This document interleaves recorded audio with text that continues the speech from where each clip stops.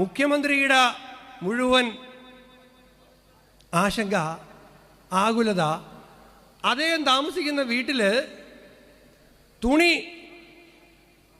അലക്കി കൊണ്ട് കട്ടിലേ വെച്ചാൽ മരപ്പെട്ടി അതിൽ മൂത്രമൊഴിക്കും എന്നുള്ളതാണ്.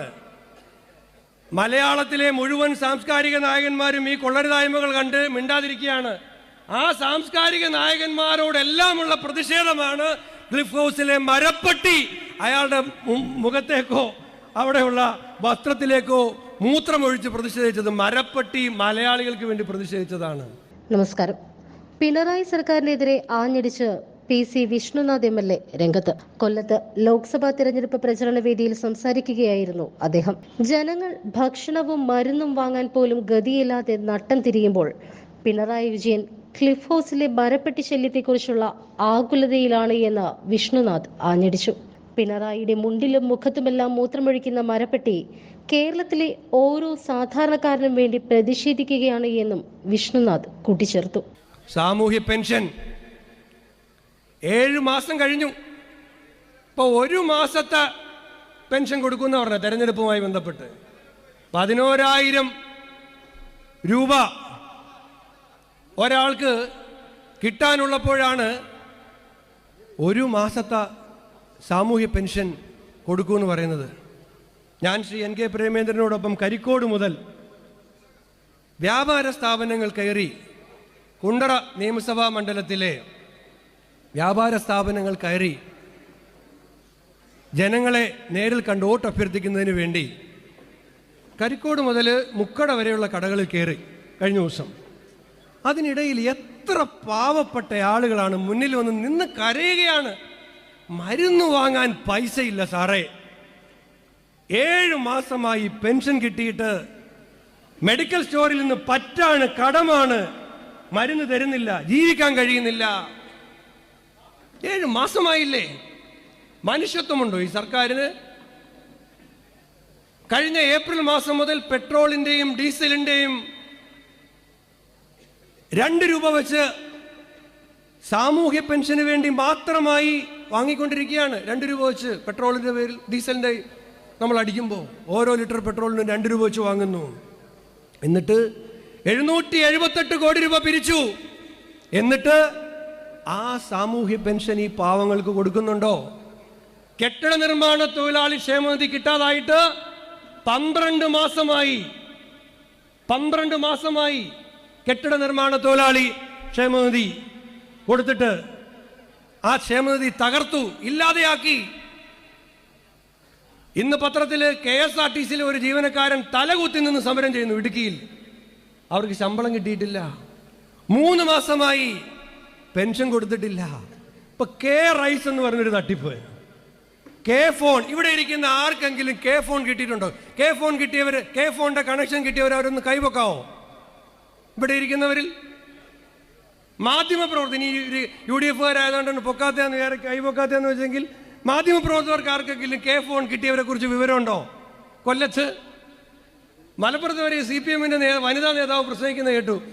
ഫോൺ വന്നതോടുകൂടി അംബാനി, വോഡാഫോണ് അവരെല്ലാം പൊളിഞ്ഞ്. അംബാനിയ 2ാമത്തെ ചെറുക്കൻ്റെ കല്യാണം തന്നെ നടത്തിയത് ബാങ്ക് ലോൺ എടുത്തിട്ടാണ്. വലിയ പ്രയാസമായിപ്പോയി. പിണറായി വിജയൻ ഈ ഫോൺ കൊണ്ടുവന്നതോടുകൂടി ആകെ ബിസിനസ് പൊളിഞ്ഞല്ലോ, മൊത്തം പോയി. ഈ ഫോൺ വന്നതോടുകൂടി 1500 കോടിയാണ് കിഫ്ബിന്ന് എടുത്ത് ചെലവാക്കിയത് ഫോണിൽ. അഴിമതിയല്ലേ, നഗ്നമായ അഴിമതിയല്ലേ? ആർക്കെങ്കിലും കിട്ടിയിട്ടുണ്ടോ? റെയിൽ മറ്റൊരു തട്ടിപ്പ്, 600 കോടി അതിനുവേണ്ടി ചെലവാക്കി. ഒന്നും ആയിട്ടില്ല, എവിടെയും ആയിട്ടില്ല. ഇപ്പൊ റൈസ് സപ്ലൈകോയിൽ കൂടി കൊടുത്തോണ്ടിരുന്ന 10 കിലോ അരി റൈസ് ആകുമ്പോൾ 5 കിലോ ആയിട്ട് കുറയും. 10 കിലോ കൊടുത്തോണ്ടിരുന്നത് 5 കിലോ ആക്കി അത് സഞ്ചിയിലാക്കി കൊടുക്കുകയാണ്. അതും എല്ലാവരും ചെന്നാൽ കൊടുക്കാൻ പറ്റത്തില്ല എന്ന് പറയുകയാണ്. ഇതിനേക്കാൾ വലിയൊരു തട്ടിപ്പുണ്ടോ? ചിന്നക്കടയിലെ സപ്ലൈകോയിൽ പോയാൽ 13 സബ്സിഡി ഐറ്റം ഉണ്ടോ? ഒരു ഐറ്റവും ഇല്ല. 13 സബ്സിഡി ഐറ്റത്തിന് വില കൂട്ടിയെന്ന് മാത്രമല്ല, അതൊട്ട് കിട്ടാനുമില്ല. സാമൂഹ്യ പെൻഷൻ ഇല്ല, സപ്ലൈകോയിൽ അരിയില്ല, കുഞ്ഞുങ്ങൾക്ക് ഉച്ചഭക്ഷണത്തിന് പണമില്ല, KSRTCയിൽ ജോലി ചെയ്യുന്നവർക്ക് ശമ്പളമില്ല, പെൻഷനില്ല. മുഖ്യമന്ത്രിയുടെ മുഴുവൻ ആശങ്ക, ആകുലത, അദ്ദേഹം താമസിക്കുന്ന വീട്ടിൽ തുണി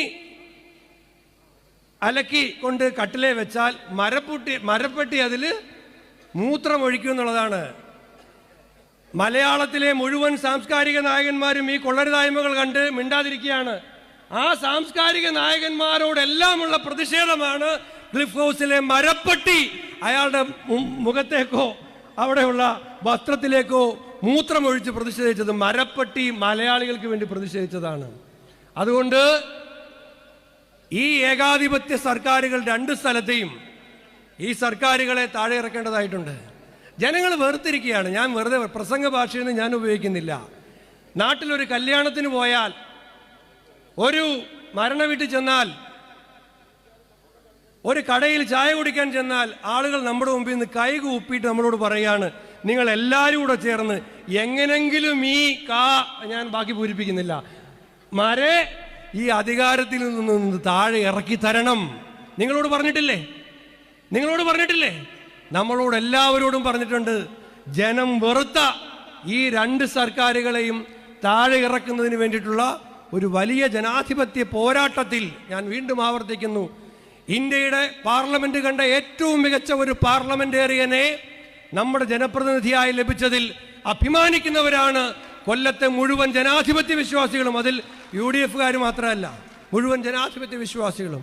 അതുകൊണ്ട് ഒരുമിച്ച് നിന്ന് ചരിത്രത്തിലെ ഏറ്റവും ഉയർന്ന ഭൂരിപക്ഷം നൽകി കശുവണ്ടി തൊഴിലാളികളുടെ അടക്കമുള്ള പ്രതിഷേധം ഈ തെരഞ്ഞെടുപ്പിൽ നമുക്ക് രേഖപ്പെടുത്തിക്കൊണ്ട് അദ്ദേഹത്തെ ഉയർന്ന ഭൂരിപക്ഷത്തിൽ വിജയിപ്പിക്കാൻ തയ്യാറായി, സന്നദ്ധരായി ഇവിടേക്ക് അതിൻ്റെ പ്രവർത്തനങ്ങൾ വളരെ ഊർജിതമായി നടത്തി അതിൻ്റെ ഇടയിൽ ഇവിടേക്ക് ഈ കൺവെൻഷന് വേണ്ടി കടന്നു വന്ന് നിങ്ങളെ അഭിവാദ്യം ചെയ്തുകൊണ്ട് ഞാൻ എൻ്റെ വാക്കുകൾ അവസാനിപ്പിക്കുന്നു.